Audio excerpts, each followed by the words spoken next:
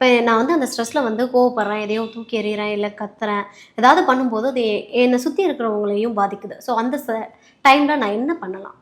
இல்ல கரெக்ட். இன்னைக்கு வந்து அதான் அந்த ஸ்ட்ரெஸ்ஸ தாண்டி வந்து நான் சொல்லும்போது மனநல பிரச்சனையா மாறும்போது தான் வந்து, அது தன்னையும் பாதிக்கும், நம்ம சுத்தி இருக்கவங்களையும் வந்து அது பாதிக்கும். ம். இப்போ உதாரணத்துக்கு ஒரு குழந்தை எடுத்துக்கிட்டீங்க அப்படின்னா, அந்த குழந்தைக்கு ஸ்ட்ரெஸ் ரொம்ப எக்ஸசிவா இருக்கு.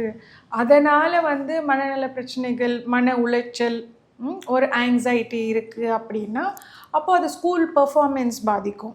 அந்த ஓகே. பெர்ஃபார்மன்ஸ் பாதிக்கும்போது அம்மாக்கு வந்து ப்ராப்ளம் வரும். இல்ல பேரண்ட்டுக்கு ப்ராப்ளம் வரும். ஏன் அம்மான்னு சொல்லு, அப்பாவ விட வேணாம். ஸோ, ம். இப்போ பேரண்ட்ஸுக்கு ப்ராப்ளம் வரும். டீச்சருக்கு கூட வந்து இந்த குழந்தை பெர்ஃபார்ம் பண்ண மாட்டேங்குதுன்ற மாரி ஒரு பிரச்சனை வரும். ஸோ, அது மனநல பிரச்சனைகள் பொறுத்தவரைக்கும், அது நபருக்கு மட்டும் இல்லாம, சுத்தி இருக்கவங்களுக்கும் வந்து அது ஒரு ஒரு பிரச்சனை குடுக்கக்கூடிய ஒரு பிரச்சனை இருக்கிறதுனால தான், இன்னைக்கு வந்து மனநலத்துக்கு நம்ம அவ்ளோ இம்பார்ட்டன்ஸ் குடுக்குறோம்.